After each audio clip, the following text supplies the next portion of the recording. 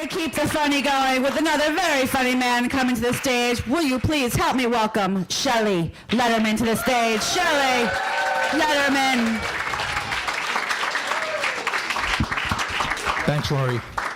You know, when being able to go to the bathroom becomes more important than getting laid, it can only mean one of two things. Either getting old, which I am, or you're married to a Jewish woman, which I certainly was.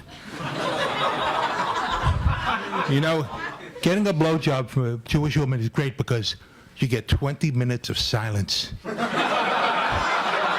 Except in my case, it was 20 seconds.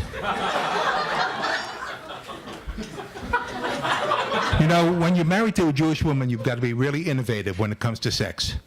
Give you an example. One night I came home, I said, "Sweetheart," I woke her up, "I just bought a bottle of aspirin." She goes, "What are you waking me for? I don't have a headache." I said, "Good, let's fuck."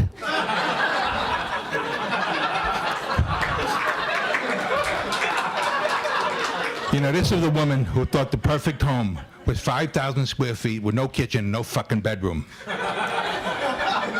She would go to sleep every night, put on a maxi pad and two sports bras just in case I rolled over. She thought making love doggy style was having me sit up and beg while she rolled over and played dead.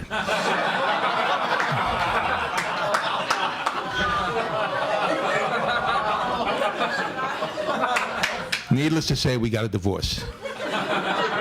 I left Florida and I moved to New York. First thing I did was checked into a room at the Plaza, bought some alcohol, bought some drugs, hired a bunch of hookers. I kicked the shit out of one of them. I locked the other one in the closet, but I couldn't find a goddamn tiger blood. I wanted to be a winner. Instead, 2 weeks later, I had a stroke. I was in hospital for 2 months, and they sent me to a nursing home to do my rehabilitation. You know, a nursing home is where you get to see a lot of old people naked. But I was the only person in a nursing home that didn't wear a diaper, didn't use a bedpan, and I could pee standing up. I guess you'd call me the stud of the nursing home.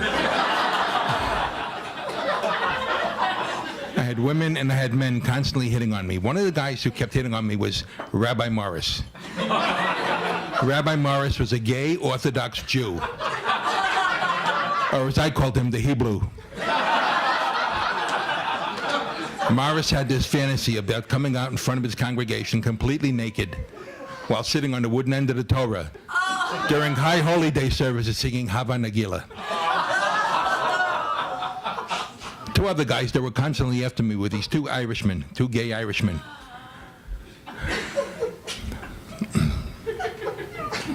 Now, these Irishmen really would try to hit on me hard. As a matter of fact, their favorite song was written by Michael Jackson and Elton John. You may have heard of it. It's called "Please Let Your Sun Go Down on Me." Before they came into nursing home, before they got sick, they were producing a documentary about gay farmers. They were going to call it the crop suckers. By the way, they suffered simultaneous heart attacks while having menage a trois with a Conan O'Brien blow-up doll. Now, these guys told me a few things which I didn't know. They told me why Scotsmen wear kilts. I didn't know it was to keep the sheep's ass warm during sex. They also told me that the biggest organ in a sheep is probably a Scotsman's dick. They also told me why Scotsmen clone sheep. That's so they could have sex with two sheep and still be monogamous. They also told me why blondes in San Francisco wear long skirts. I had no idea it was to cover their testicles. Now, Michael and Patrick, as far as I know, are still together. I think the only way you could get them apart is with a restraining order. Now, one of the women in the nursing home came up to me and asked me a question. She said, "What do you miss most about being, outside rehab?" And I said, "Well, what I miss most is sex. As a matter of fact, I barely remember it. But it'd be nice if somebody held it for me once in a while." So she said, "No problem, I'll do it for you." Next afternoon, we rolled our wheelchairs into the courtyard. She threw a blanket over us and she grabbed my dick. Unfortunately, nothing happened. So the next couple of days, it was blanket, dick, but nothing happened.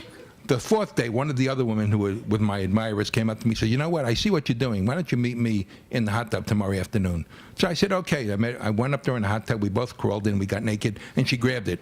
And it's the first time I had an orgasm in a long, long time. And, of course, we kept doing this for a couple of days. Then the woman I left in the courtyard came up to me and said, Sheldon, what the fuck does this woman have that I don't have? I looked her right in the eye and I said, Parkinson's.